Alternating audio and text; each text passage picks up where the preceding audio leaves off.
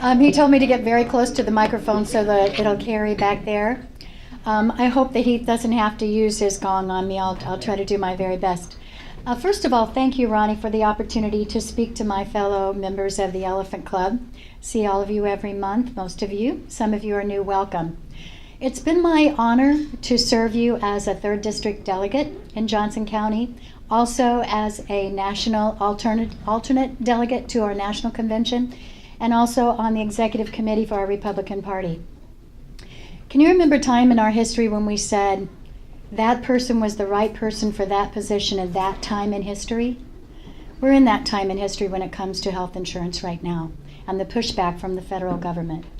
So the job of the voters in the state of Kansas is to determine who is the best person to lead us in that fight and who's the best person, not just to manage the office, but to push back and speak up and have the courage to do so. I'm going to tell you a little bit about my background, but you can find everything you want to know about me and then some at beverlygossage.com. We've also left some flyers on your table. First of all, I wanted to be a school teacher since I was in 1st grade at my 2-room schoolhouse in Kincaid, Kansas, and went on to pursue that goal. I was in a family that said, you can do and be whatever you want to do and be as long as you work hard. My mom and dad never went to college. My mother got her GED my junior year in high school. But my parents always wanted us to pursue what we wanted to do. And so I worked very hard through college. I knew I had to get scholarships. I never expected my parents to pay for my college because that was my job. That was my goal. And so if you're paying your own way through school, you work hard to get scholarships, and then you work hard part-time during school. You go through in 3 years, and I graduated magna cum laude with a degree in education. Started teaching shortly after my 21st birthday. Now, I married my childhood sweetheart that I've known since 6th grade, Robert Gossage. Wave, Daddy.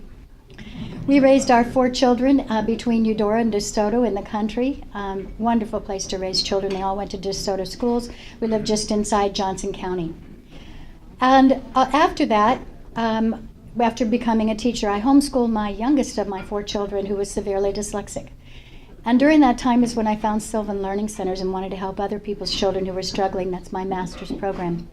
And so during my time at Sylvan Learning Center, I was director in Lawrence and then went on to become district manager of Sylvan Learning Centers across the country. And at this point you're saying, got it, but what's that have to do with insurance? I'm getting to that. My family started Castle Plumbing in Lawrence about 43 years ago. They have 17 employees. And my mother came to me about 11 years ago and asked me if I would help with the family's health insurance because they wanted me to try to mitigate these rising trends of 25 and 27% increases. So I started doing research for Castle Plumbing. The first thing I realized is small group health insurance was not only unaffordable, but absolutely made no sense. No wonder only 41% of small groups offer group health insurance.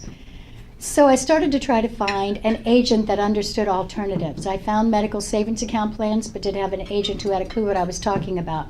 Called the Department of Insurance, went through all the insurance carriers and found 2, but they'd never written a group. My mission changed.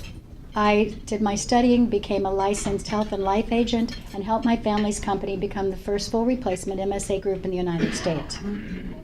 Kind of overnight then, I became this consumer-driven healthcare expert.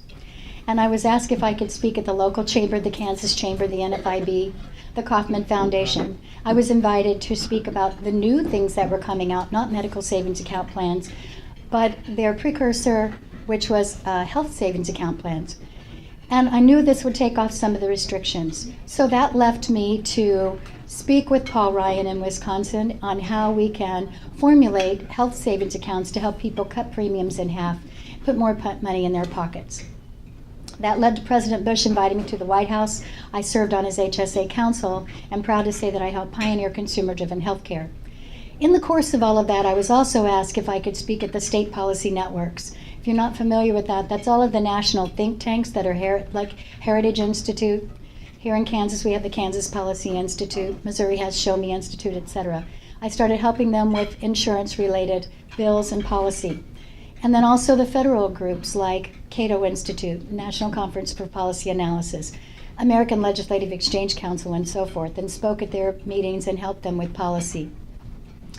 In time, as I was teaching people across the country about insurance and how regulation has made it worse, every time we try to fix a regulation with more regulations, it only makes it worse. And people kept saying, when I opened it up for questions after speaking, I always got the same first question: when will you run for insurance commissioner? I didn't want to do that. I'll tell you honestly, I don't know how many of you in this room have ever run for statewide office. It's a big sacrifice, it's a huge job.